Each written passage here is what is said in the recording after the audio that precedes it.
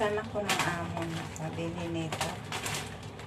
Hindi lang bibili ako ng bulaklak tapos pagdating dito ilagay ko. Kailangan ko pang tanggalin to. Ayan.